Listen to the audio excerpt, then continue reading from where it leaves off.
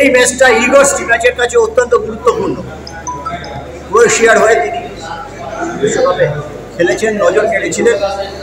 সেই ক্রোয়েশিয়া দলের কোচ হিসেবে আগামীকালের দিনটা অত্যন্ত গুরুত্বপূর্ণ। তিনি যদি ভারতকে নিয়ে যেতে পারেন বিশ্বকাপের তৃতীয় রাউন্ডে, সেটা একটা ইতিহাস হবে।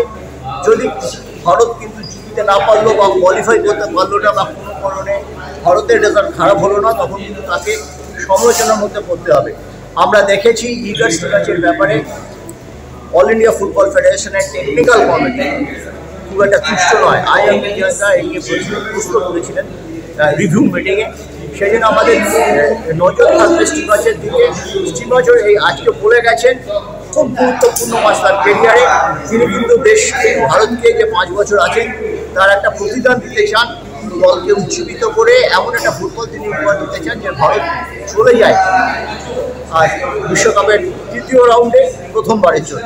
আরেকটা জিনিস হতে পারে, যদি কিছু অঘটন হয়, একটা প্রশ্ন অল ইন্ডিয়া ফুটবলে অন্দরমহলে ঘোরাফেরা করছে, তবে স্টিমাচ শেষ ম্যাচটার জন্য পুরীতে যাবেন নাকি সেই ম্যাচটা মহেশ গাউলি কোচিং করাবে, সেটাও একটা পার্ট।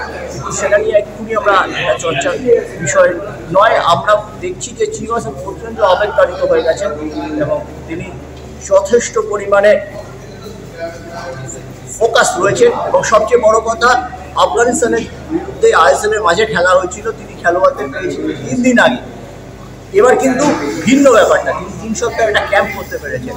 এর জন্য তিনি আরও বেশি আত্মবিশ্বাসী কথাটা তিনি বলেছেন, তিনি বারবার বলেছেন উই আর রেডি। এটাই ছিল স্টিমাচের মূল বক্তব্য।